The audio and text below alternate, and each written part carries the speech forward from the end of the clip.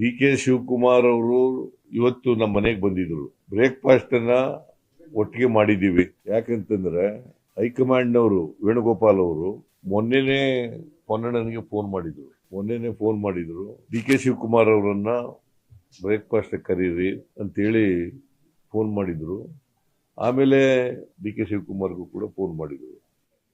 As A matter of fact D K Shivakumar ನಮ್ಮನೆಗೆ ಬರ್ರಿ ಊಟಕ್ಕೆ ಅಂತ ಕರೆದ್ರು. ನಮ್ಮನೆಗೆ ಊಟಕ್ಕೆ ಬರ್ರಿ ಅಂತ ಕರೆದ್ರು. ಇಲ್ಲ, ನನಗೆ ಹೇಳಿದ್ದಾರೆ ಮುಂಚಿತವಾಗಿ ಬ್ರೇಕ್ಫಾಸ್ಟ್ಗೆ ಕರೀರಿ ಅಂತ. ಅದರಿಂದ ನಾನು ಇಲ್ಲೇ ನಮ್ಮನೇಲೆ ಬ್ರೇಕ್ಫಾಸ್ಟ್ ಮಾಡೋದು ಅಂತ ಆಗಿದೆ. ಇನ್ನೊಂದು ದಿನ ಊಟಕ್ಕೆ ಬರೋಣ ಅಂತ ಹೇಳಿದೆ ನಾನು. ಅಲ್ಲೇನಪ್ಪ? ಇನ್ನೊಂದು ದಿನ ಊಟಕ್ಕೆ ಬರೋಣ, ನಿಮ್ಮ ಮನೆಗೆ ಬರ್ತೀನಿ ನಾನು. ಸೊ ಈ ಉಭಯ ಕುಸ್ ಆದ್ಮೇಲೆ ಬಹಳ ಮುಖ್ಯವಾಗಿ ಅನಗತ್ಯವಾಗಿ ಕೆಲವು ಗೊಂದಲಗಳು ನಿರ್ಮಾಣ ಆಗಿದಾವೆ. ಇತ್ತೀಚಿನ ತಿಂಗಳಿಂದ ಗೊಂದಲಗಳು ನಿರ್ಮಾಣ ಆಗಿದಾವೆ. ನಾವು ಇಬ್ಬರೇ ಕೂತ್ಕೊಂಡು ಮಾತಾಡೋದು. ನಮ್ಮ ಉದ್ದೇಶ 28ರ ಚುನಾವಣೆ ಬಹಳ ಮುಖ್ಯ. ಲೋಕಲ್ ಬಾಡೀಸ್ ಚುನಾವಣೆ ಬಹಳ ಮುಖ್ಯ. ಕಾರ್ಪೊರೇಷನ್ ಚುನಾವಣೆ ಮತ್ತು ತಾಲೂಕು ಪಂಚಾಯತಿ, ಜಿಲ್ಲಾ ಪಂಚಾಯತಿ ಚುನಾವಣೆ, ಗ್ರಾಮ ಪಂಚಾಯತ್ ಚುನಾವಣೆ ಇವು ಬಹಳ ಮುಖ್ಯ.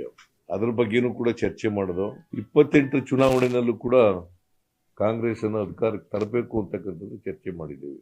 ನಾವಿಬ್ರು ಡಿ ಕೆ ಶಿವಕುಮಾರ್ ಅವರು, ನಾನು ಹೇಗೆ ಅಸೆಂಬ್ಲಿ ಚುನಾವಣೆಯಲ್ಲಿ 2023 ಅಸೆಂಬ್ಲಿ ಚುನಾವಣೆಯಲ್ಲಿ ಕೆಲಸ ಮಾಡೋದು ಒಟ್ಟಿಗೆ, ಅದೇ ರೀತಿಯಲ್ಲಿ ಮುಂದೆನೂ ಕೂಡ ಒಟ್ಟಿಗೆ ಹೋಗ್ತಕ್ಕಂಥದನ್ನ ತೀರ್ಮಾನ ಮಾಡಿದ್ದೀವಿ. ನಮ್ಮಲ್ಲಿ ಯಾವುದೇ ಡಿಫರೆನ್ಸಸ್ ಇಲ್ಲ. ನನಗೆ ಡಿ ಕೆ ಶಿವಕುಮಾರ್ಗೂ ಕೂಡ ಡಿಫರೆನ್ಸಸ್ ಇಲ್ಲ. ಇವತ್ತಿನವರೆಗೂ ಡಿಫರೆನ್ಸಸ್ ಇಲ್ಲ. ಮುಂದೇನೂ ಡಿಫರೆನ್ಸಸ್ ಇರಲ್ಲ. ಒಟ್ಟಿಗೆ ಹೋಗ್ತೀವಿ. ಆಮೇಲೆ ಅಸೆಂಬ್ಲಿ 8ನೇ ತಾರೀಕಿನಿಂದ ಶುರುವಾಗುತ್ತೆ. ಚಳಿಗಾಲದ ಅಧಿವೇಶನ ಬೆಳಗಾವಿನಲ್ಲಿ ಪ್ರಾರಂಭ ಆಗ್ತದೆ. ನಾವು ಅಲ್ಲೂ ಕೂಡ ವಿರೋಧ ಪಕ್ಷದವರನ್ನ ಬಹಳ ಸಮರ್ಥವಾಗಿ ಇಲ್ಲಿವರೆಗೂ ಎದುರಿಸಿದ್ದೀವಿ, ಮುಂದೇನೂ ಕೂಡ ಎದುರಿಸ್ತೀವಿ. ಅದು ಬಿಜೆಪಿ ಇರ್ಬೋದು, JDS ಇರ್ಬೋದು.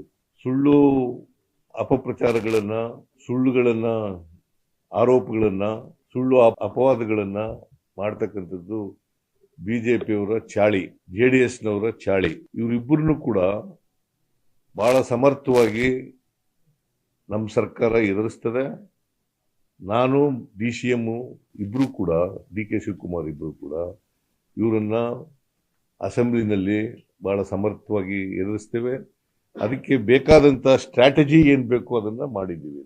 ನಾವು ಇಬ್ರು ಸ್ಟ್ರಾಟಜಿ ಮಾಡ್ತಕ್ಕಂಥದ್ದು. ಯಾಕಂತಂದ್ರೆ ಅವರು ಪತ್ರಿಕೆಗಳಲ್ಲೆಲ್ಲ ಹೇಳ್ತಾರೆ, ನಾವು ನೋ ಕಾನ್ಫಿಡೆನ್ಸ್ ಮೋಷನ್ ಮೂವ್ ಮಾಡ್ತೀವಿ. ಇದು ಇಂಪಾಸಿಬಲ್. ನಾವು 142 ಜನ ಇರತಕ್ಕಂಥದ್ದು, ಅವರಿರೋದು 64 ಜನ ಮಾತ್ರ. JDS 18. ಅವರಿಬ್ರು ಸೇರಿದ್ರು ಕೂಡ 82 ಆಗ್ಬೋದು ಹೊರತು ಅದಕ್ಕಿಂತ ಜಾಸ್ತಿ ಆಗ್ಲಿಕ್ಕೆ ಸಾಧ್ಯನೇ ಇಲ್ಲ.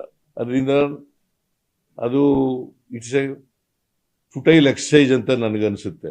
ಅವರು ಏನೇ ಮಾಡಿದ್ರು ಕೂಡ ಅಸೆಂಬ್ಲಿನಲ್ಲಿ, ಅವ್ರು ಏನೇ ಆರೋಪಗಳನ್ನು ಮಾಡಿದ್ರು ಕೂಡ, ಸುಳ್ಳು ಆರೋಪಗಳನ್ನು ಮಾಡಿದ್ರು ಕೂಡ, ಅವೆಲ್ಲವನ್ನು ಕೂಡ ಸಮರ್ಥವಾಗಿ ಎದುರಿಸ್ತಕ್ಕಂಥ ಕೆಲಸವನ್ನು ಮಾಡ್ತೀವಿ.